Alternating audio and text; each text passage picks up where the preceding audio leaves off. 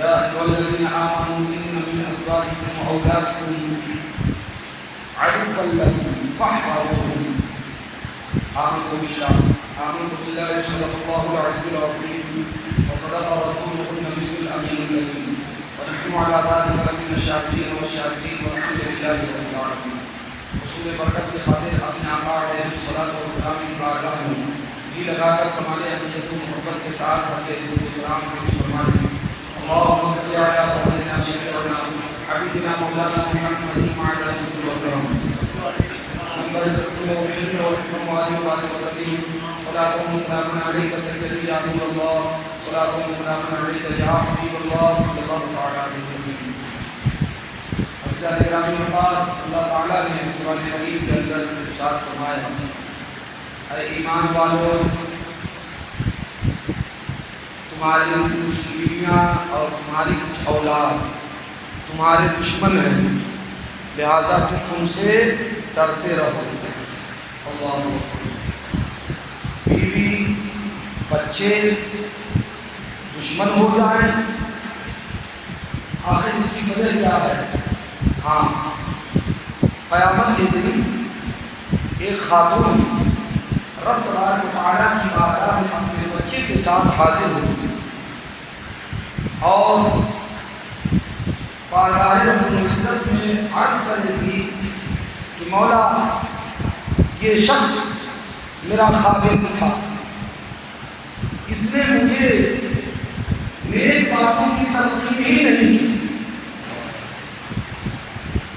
اسلامی تربیت اور اسلامی جو حقوق میرے تعلق سے اس کے اوپر عائد تھے اسے اس نے پورا کیا ہی نہیں. بیوی بھی بولے گی اور اس کی دو اولاد بھی بولے گی. لہذا مولا، اس شخص سے ہمارے حقوق کے تعلق سے مواخذہ فرما. اللہ اکبر. اللہ. اس وقت ہر ایک انسان کی جب اپنی پڑی ہوگی، ایسے میں اس انسان کے کھاتے میں جو نیکیاں ہوگی نا، وہ ان دونوں کو دے دی جائیں. پھر بھی ان کے حقوق ادا نہیں ہوں گے تو اب ایک ہی راستہ بچا ہوا ہے، جہنم کا.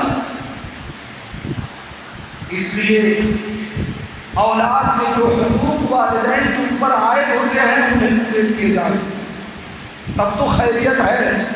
اگر پورے نہیں کیے جائیں گے دنیا میں بھی رسوائی ہے اور آخرت میں بھی رسوائی اور ذلت ہے. میرے پیارے سنیے، حضرت سیدنا فاروق اعظم رضی اللہ تعالیٰ عنہ کا زمانہ تھا.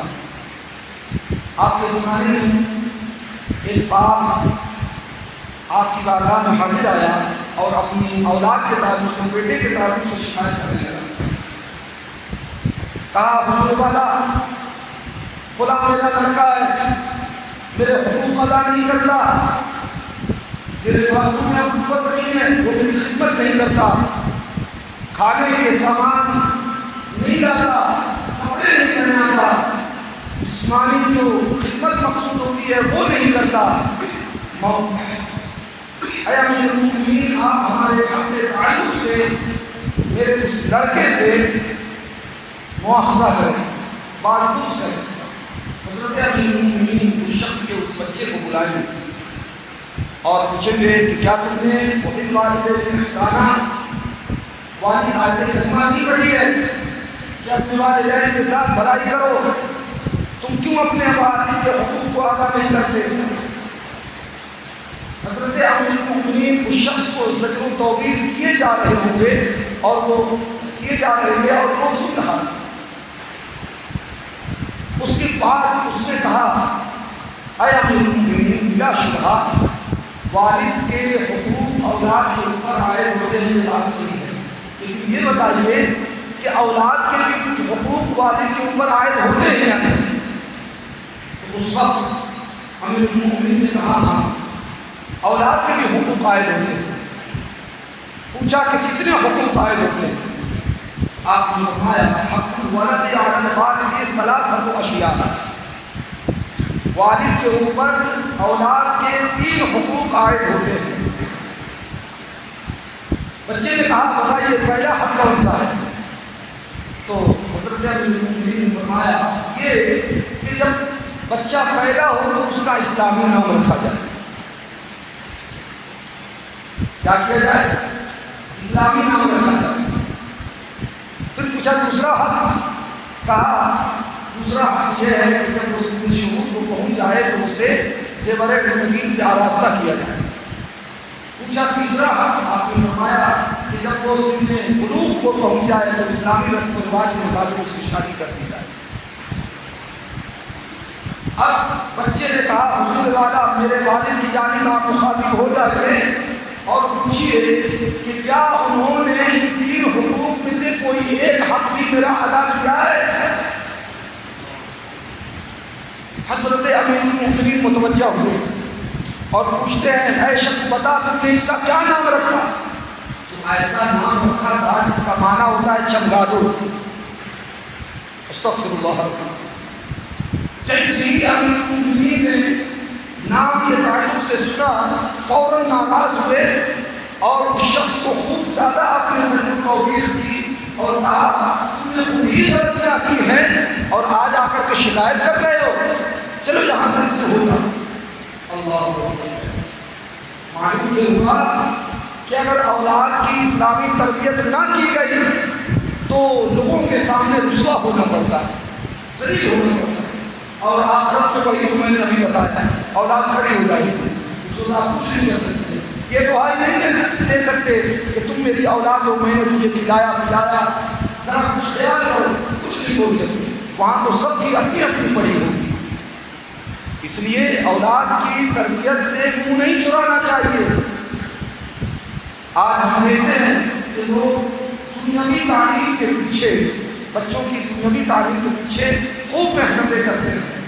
ماں صبح سویرے ہو جاتی ہے, بچے کو نہلاتی دھلاتی ہے, ناشتہ تیار کرتی ہے, کپڑے پہنا دیتی ہے, باپ ہوتا ہے اسکول چھوڑ آتا ہے, پھر جب چھٹی کا وقت ہوتا ہے جا کر کے لاتا ہے. روزانہ کی یہی مشاغل ہے